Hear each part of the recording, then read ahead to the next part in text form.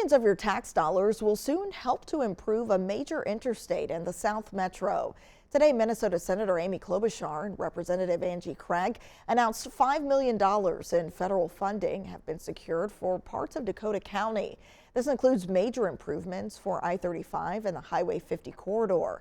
Senator Klobuchar and Congresswoman Craig were joined by county leaders to discuss the upgrades. This is one of the larger grants that we got statewide. I go beyond the second district, and we've gotten about over $200 million in funding for the state. But this, as you can look at that number, this $5 million project is one of the biggest ones for the state. Basically, it's a widening of County Road 50, and there's also changes to the entrance and exit ramps. So really, as the Senator said, there's over 90,000 trips that are going through this very compact area today, and it really ends up having a bottleneck all the way north past Buck Hill through the southern part of the state. And so this will help alleviate a lot of that congestion. In order to fix this interchange, will require a new bridge. And a new bridge will allow for extension of the min-pass lanes down into Lakeville to allow for congestion mitigation during rush hour and then additional capacity in the corridor in off-peak. So that's why it's so expensive. We have the problem on the county road that goes underneath with only 3 lanes and everything backing up between 2 stoplights. But the real cost is the bridge and the extension of min-pass. Many of you now know that in the morning congestion used to start around Buck Hill. Now it's down by Highway 70. So we need that extension of min-pass to increase the capacity in the corridor as well. It's a $45 million project. We were able to get about $5 million in funding.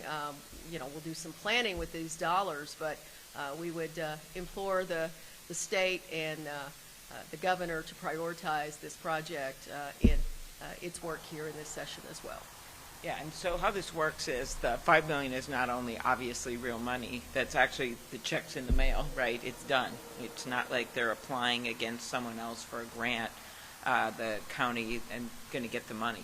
But it also helps us leverage with the state. It helps them to say, we just got $5 million from those people in Washington, hard to get anything from, and we got this done, so they can go to the state and say that. So we have seen traditionally that when you get that kind of money, it really helps us to make the case to the state of Minnesota. And as we know, there's major bills coming up in the state, so the timing couldn't be better, because sometimes you do it and then you don't know what's going to happen. So we will also be personally lobbying the state and going to the governor's office and saying, for the reasons Angie gave on the safety factor and the bottleneck, how important this project is. And I've actually found those to be really useful arguments to make. I was just up in the Carver County area, and there's a project up there that has had 100 crashes in just the last few years, that one of the 2 dangerous intersections. So looking at some of those danger points that we see in